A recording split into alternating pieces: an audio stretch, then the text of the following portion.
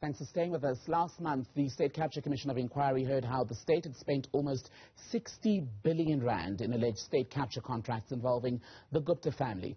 A director of investigations at Shadow World Investigations detailed the alleged Gupta web of money laundering schemes that involved government contracts following a number of startling corruption revelations from the State Capture Inquiry as well as subsequent investigations.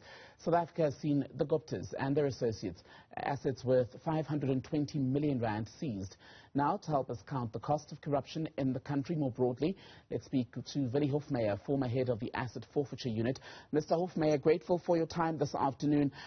Let's begin with the one story that's gripped the country at the moment, and it's to do with the former President Jacob Zuma. Your paths have crossed in the past, even legally. What do you make of what's been going on this week?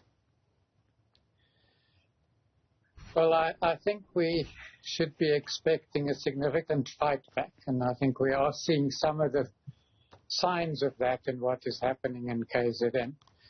I do think there's a reason to be very scared of the kind of politics that is going on there, and I think we are getting quite close to crossing legal lines there.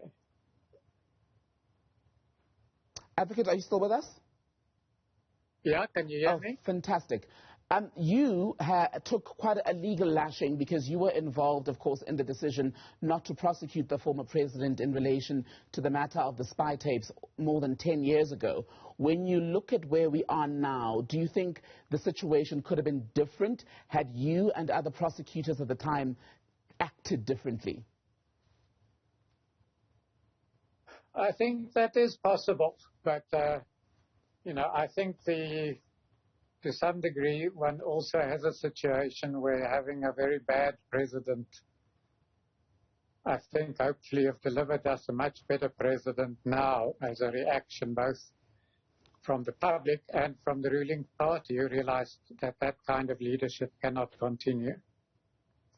Zuma supporters to this day still believe any attempt to prosecute him, including him being convicted for contempt of court, as we've seen this week, to do with his refusal to cooperate with the state capture inquiry, was political. How different is the ground, would you say, in 2021 South Africa to what was going on 10, 15 years ago in South African politics and what ultimately happens in prosecutions and the courts?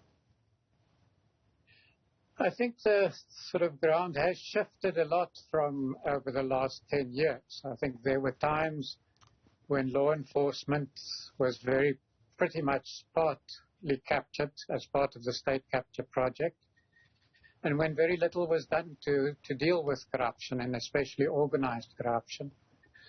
So I do think that the appointment of General Labia at the Hawks and Shamila Batoy at the prosecuting authority really were very important markers of us entering a new era when dealing with corruption is being taken very seriously. There is an irony, though, I suppose, in the developments around the former President Jacob Zuma, in that his conviction has to do with a contempt charge when, for years, he's been pursued on far more serious charges, isn't there? It is, but I suppose we shouldn't quibble about the fact that maybe can at last serve some time. But I do think that the case against him is continuing as well. It's not going to go away. Looking at where things stand now, does all of this, the events of this past week, do you think it all ends with a former president behind bars? I think it does, but it really is a question of how long it is going to take. But I do think that the charges of contempt of the Commission essentially are ones that can have a much faster result than the bigger criminal case against him. Do you worry about... I'm hopeful that we will see somebody behind bars relatively soon. And do you worry then, sir, about threats that this could destabilize the country? We haven't seen anything yet, but there has been rhetoric. I think there certainly are people who want to destabilize the country, but my sense is that the influence is not that big. So I think it is a bit of a reason to worry about, but I don't think it's a major worry for me at the moment. doesn't mean that it can't get worse. But I think at the moment, the people doing that inflammatory talk are a relatively small group. I want to talk to you about developments around the Gupta brothers. South Africa has been trying for the better part now of 3 years to bring them home from the UAE, not home, but to South Africa for extradition to face criminal charges related to allegations of corruption, as we've been hearing at the state capture inquiry. On July 10th this month, we're going to see the start of that extradition treaty between the UAE, the United Arab Emirates, and South Africa come into effect. But bringing them home for prosecution won't be as easy as that, will it? Yeah, I'm not too familiar with the details, but I do suspect that the extradition process is going to take some time and that there will be a number of legal challenges to be fought before we see people appearing in court or convicted in a court in a criminal case. I think they will, as is the case with Mr. Zuma, look for all kinds of technicalities to fight the extradition. Is that going to be the biggest test for present-day NPA under the leadership of Shamila Batoyi? I think it is a very important test, but I don't think it should be, it may be a process that can be dragged out for some time, but I think ultimately I don't think they have much legal, I don't think the Guptas have much legal ground for resisting the extradition. You worked in asset forfeiture. There was the seizure of assets related to the allegations against the Guptas a few years ago. That eventually fell apart because of technicalities. How important is it that the prosecuting authority and the likes of the AFU dot all their I's and cross their T's to avoid those embarrassing moments, because that is chipping away, especially at public confidence in their ability to bring the high-profile people to book? I do think it is a challenge, and we also must not underestimate the damage that the state capture period caused in law enforcement, both in the Hawks and the NPA. So I think some of those glitches are going to happen.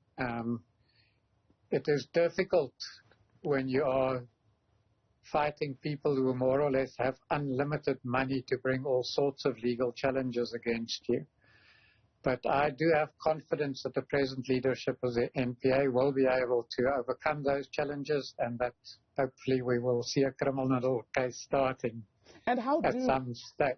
My apologies. How do the current leaders of the National Prosecuting Authority and the Hawks avoid the pressures that you were found to have given into by the courts in choosing not to prosecute on the spy tapes matter, where the court basically said that you acted outside of actual evidence and making the decision about the politics around that case at the time?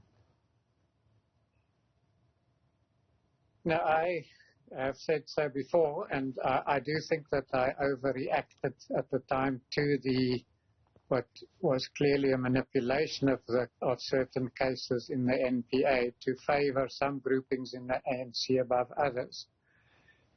But I do accept that I was wrong in that, and I think we need to put that behind us and get on with the prosecutions now. Do you accept any kind of blame, any kind of responsibility for where we are? I accept that I was incorrect in my view at the time. I wasn't alone, but the then National Director of Public Prosecutions was the one who took the decision in that case. But I do think that the courts have ruled on that issue and have made a decision, and we're all bound by that decision. On the state capture inquiry, what weight will a report by the Commission have, given that at this point the Guptas are nowhere to be found? Former President Jacob Zuma has so far simply refused to take part, saying that its chairperson is biased against him because of a familial link which Zondo has denied is as close as the former president purports it to be. I think the state capture inquiry is for me very important because it is bringing to light, into the light, a lot of things that have happened and gone wrong over the last 10 years in the country. And if we are going to have a corruption-free or at least much less corruption in the future, it's very important that we learn those lessons and that we implement steps that can ensure that corruption becomes a lot more difficult to commit as a crime. At the moment, I think there is more that we can do on the score of preventing corruption from happening in the first instance. And that's one of the sort of areas that I've been focusing on in the last year or so, is how do you ensure that in the supply chain management system of government, for example, that there's a serious integrity testing of the people in that supply chain, and you can make sure that they are honest and that they are able to resist the politicians who may be trying to force them to do dishonest things. All right. Willie Hofmeyr, former head of the Asset Forfeiture Unit. Good to speak to you today, so thank you. At the top of 1 o'clock, we'll bring you all the day's top stories, including developments out of Nkandla, as well as the latest from the unrest in Eswatini. Stay with Newsroom Africa. I'm Thembekile Mrototo.